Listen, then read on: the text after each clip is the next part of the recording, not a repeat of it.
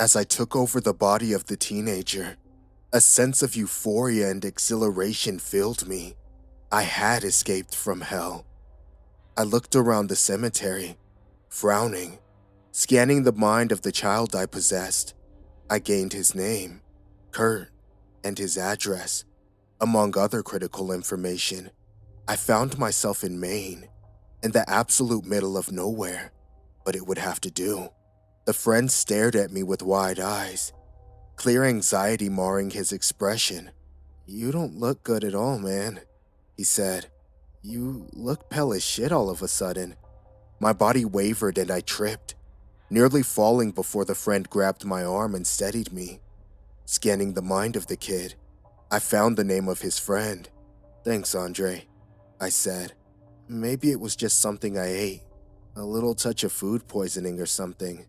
I guess I really don't feel that good. I'm just gonna head home." Andre nodded seriously at me. "I'll grab the Ouija board and candles and everything," he said. "Too bad we didn't get to see anything supernatural happen." "Yeah, too bad," I said, walking away. If he only knew.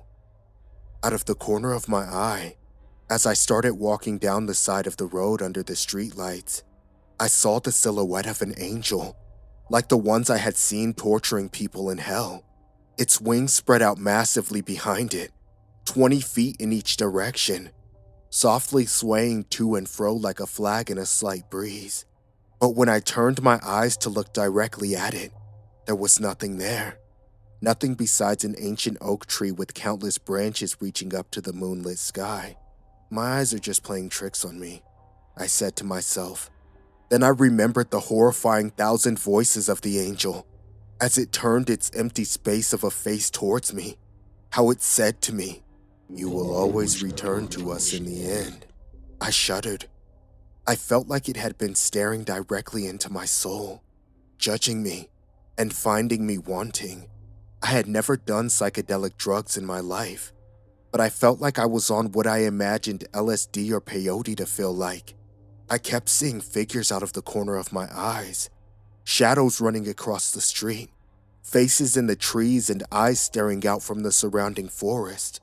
But whenever I turned my attention to them, they disappeared. It was like something was mocking me, always staying directly out of the view of the center of my vision, but playing games on the periphery instead. The ground began to tremble, as if an earthquake were starting. I heard running from behind me, and turned to see Andre standing there, sweating and out of breath. "God, did you just feel that?" he said, his eyes widening with fear. I think we're having an earthquake." "We don't have earthquakes in fucking Maine. What the hell is going on right now?" He was right. When Maine had earthquakes, they were generally so small that no one felt them. But right now, it was just getting more and more intense. Trees began to fall in the forest, the smashing branches creating an echoing cacophony that blotted out all of Andre's words afterwards. I saw his lips moving, but I couldn't hear anything besides the crashing of the earth, the collapsing crypts in the nearby cemetery, and trees continuously breaking apart. All of a sudden, I felt a whooshing sensation and heard deafening crashes inches away to the left of me. A massive pine tree branch crashed into the ground, its smaller branches slicing up my shirt and my back as it fell. At that moment, Kurt and I began to run to the only open area that was close, the cemetery. It seemed like the only place where we wouldn't get crushed to death by falling trees and branches. We didn't even have to speak to each other, but both sprinted in a blind panic, breathing hard, my heart beating out of my chest, the shaking behind us getting so bad that the road was starting to crack. We sprinted as fast as we could, nearly tripping a few times as the pavement heaved and split around us, and more branches fell in the distance. The forest around us sounded like it was coming apart.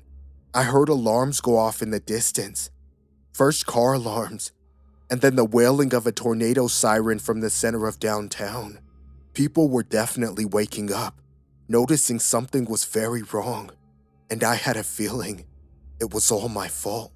As we ran into the cemetery, I first began to see for certain that this was not a normal earthquake. Hands were reaching out of the ground, some skeletal, others with some flesh still hanging on to their cracking bones. I could see the muscles and tendons of those closest to us as they moved with frantic energy and unbelievable speed, shoveling dirt away and ripping a hole open as fast as they emerged from underneath. Crypts flew open as bodies bashed through the doors with superhuman strength, sending shards of stone flying in all directions. From the eyes of every corpse, I could see pure blackness, just like the blackness of the faces of the angels who controlled hell. The blackness was piercing, shimmering, beyond any simple absence of light. It was as if a hole was actually ripping in reality right where the eyes of the corpses used to be. And all of the hundreds of them stared directly at me, ignoring Andre completely. Then, in an instant, the shaking stopped. The silence was deafening and eerie in the aftermath of such a cataclysm. All I could hear was the ringing in my ears and the pounding of my heart.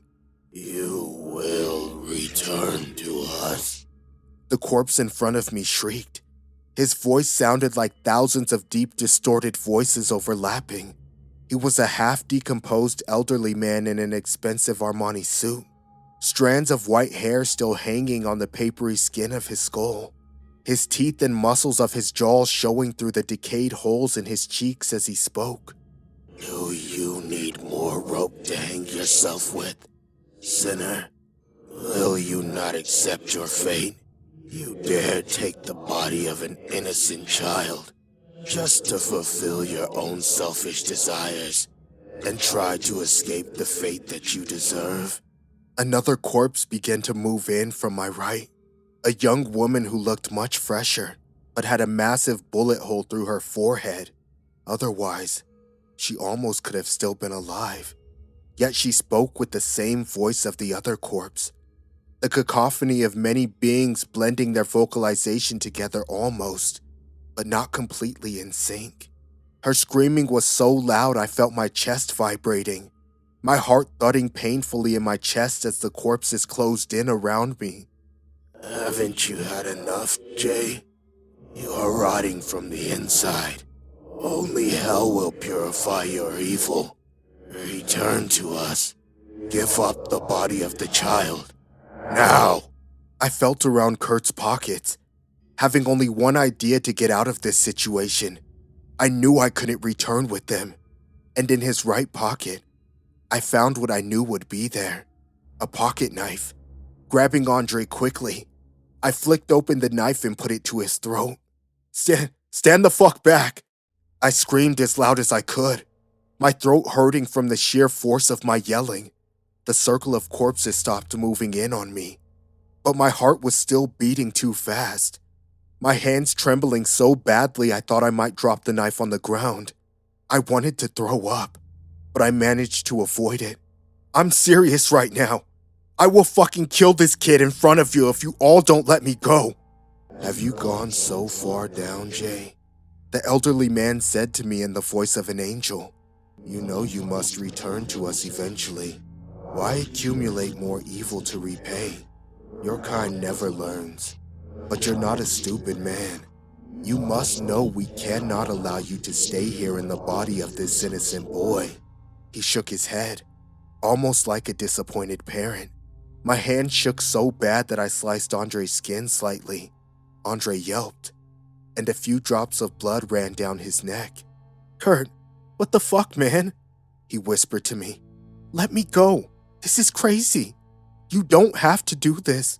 I don't know what's going on, but..." "I'm not Kurt," I said.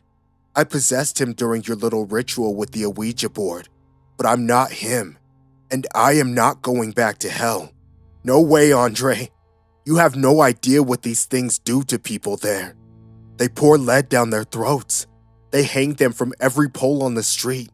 They burn them and cut them and torment them.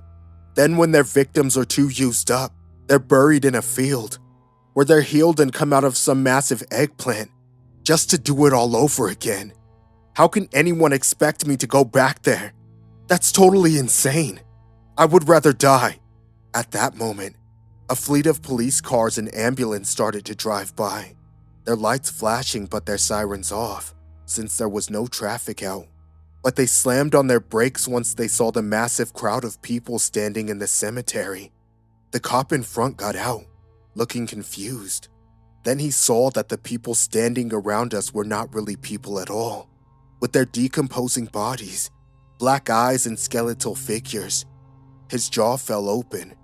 Holy shit, he whispered. More cops got out behind him, all of them looking confused. Some pulled out their guns and started screaming orders at the walking bodies, while others got back in their cars and locked the doors, staring out in horror, unsure of what to do. Some of them called for backup on their radios. One cop got in his car and drove away like a madman, swerving between the ambulance and other police cars in front of him, his sirens now blaring. He looked like he was screaming inside the car, and I think he flipped us off as he sped away. I suppressed a sudden urge to start laughing hysterically at this absurd scene. If I started laughing now, I might never stop. I felt like I was losing my mind under all the stress. I don't know who started it, but one of the cops fired his gun as a few of the corpses started walking towards them, and all hell started breaking loose. The circle of corpses rushed at the police, and then all the police started firing at once. The gunshots made my ears ring, and I heard a few bullets smash into the crypts and tombstones immediately to my left, whizzing right next to my head and chest. I let Andre go and ran for my life. I don't know if he made it out of there or not. He might be dead for all I know. I scanned Kurt's mind and found his house. He was only 14 and so, of course, lived with his parents. But I needed a place to rest and think, and that was the only one nearby. I ran to the house, running up the stairs without speaking to anyone and locking the door behind me, shaking, shivering, sick with fear and worry.